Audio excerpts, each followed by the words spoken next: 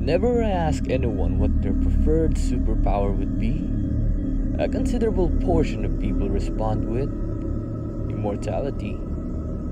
I can understand why they would choose that particular power. Hell, even I was amongst the group of those wishing to be immortal. The idea of being immune to the depressing mortality of life sounds like a blessing at first, but trust me, it's anything but. Take it from someone who is actually incapable of death. Myself. Immortality is a curse. Let's go back to when I was plagued with this power. About 2 centuries ago, certain biologists were experimenting with the classic sought-after idea of a being immune to being killed. Many people in history played with the idea of immortality prior to the experimentation of these biologists. One such example is the first emperor of the Qin dynasty in China, Qin Shi Huang. Huang was reported to have consumed mercury, believing it would make him immortal. Another example is Diane de Poitiers of France. She believed that consuming a mixture of diethyl ether and gold would decelerate the process of aging. Both of these examples were lethal. The experimenters were well aware of these two examples, and many more. Yet they were still determined to create the ultimate non-transient being. Insert myself. I long aspired to become immortal, mostly because of my fear of death.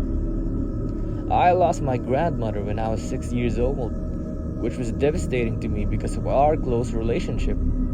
After that, I resented death. When these experimenters reached out to the general public asking for a test subject to this FDA certified substance which would eliminate mortality, I was all in. I swiftly responded to the message before anybody else could. The biologist replied to my accepting of the experimentation among me via email and gave a link to a specified location which I was to report to the following week.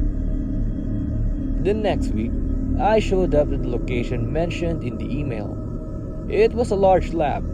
When I entered, I discovered a sterile lab with professional-looking scientists who gestured towards a seat.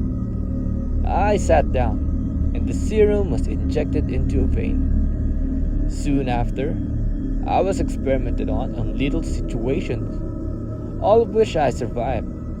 I was asked questions about how I felt, what each situation was like, etc., and afterwards they concluded that I was indeed immortal. I decided to show off my ability. In order to get by financially, I wasn't so well off before the operation. I had multiple part-time jobs, and even that I could barely keep the apartment which I owned. When I did, I immediately became a sensation. Many people attempted to reach out to the scientists to also become immortal, or to create the serum at home. The scientists also announced my ability, and they received a large profit as well. I soon saw my bank account drastically increase. Just 3 short years, I became a multi-millionaire. At the time, I was certain I was blessed by God, and I even once theorized that I was in a simulation, before cringing at how preposterous that idea was.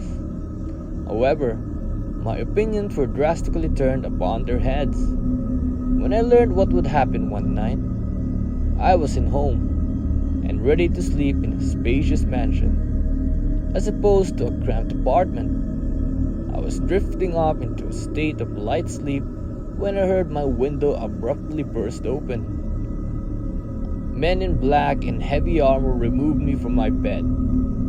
I tried to desperately fight them off, but my slender figure was no match for 4 to 5 heavily armored, muscular men. I was dragged to the trunk of an SUV, where I was given chloroform and left for the entirety of an 8-hour ride.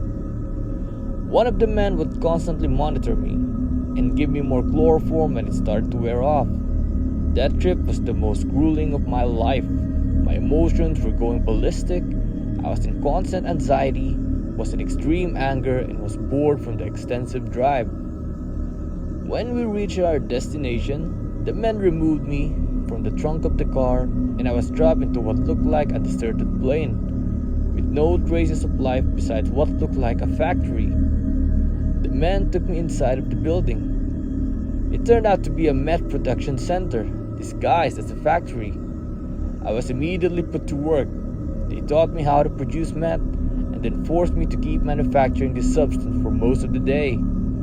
They would impale me with a large blade whenever I messed up, not even concerned about how much damage they did to me, as I was and still am immortal. This cycle was on repeat for 158 goddamn years. I even attempted to commit suicide before out of impulse. However, I remembered I was injected with the Immortality serum and soon gave up with my futile efforts. Furthermore, I do remember that one of the side effects of the serum was enhanced mental state. So there's that. Sometimes I wish I could just forget it all. I wish that I believed that I was born for that job and not even question my life any further, as I would know my only purpose. Even though that my mental functions have not deteriorated at all over all these years, I cannot say the same about my physical being. Imagine an elderly person, one who can barely walk, they lose their teeth and hair and became extremely weak. However, those effects only apply to someone aged 50 to 80. Now, imagine a 183-year-old man. That's more than twice that age group. Obviously, physically, I'm not doing well at all. I've lost all my teeth, all my hair, a good deal of my vision, even my ability to stand up straight, and I suffer from severe pain whenever I move, and I have to manufacture meth most of the day, every day without food or water. Doing this has been absolute hell. However, there is a good thing about this place. Even if it's very minor, they have a supply of paper and writing materials. I've only been able to write about my experiences because of these. Once I'm done writing my story, I will throw this out the window and I hope someone will find it. And if you do happen to have found a slip of this paper, and you wish of being immortal, this could happen to you. Always remember this: immortality is a curse.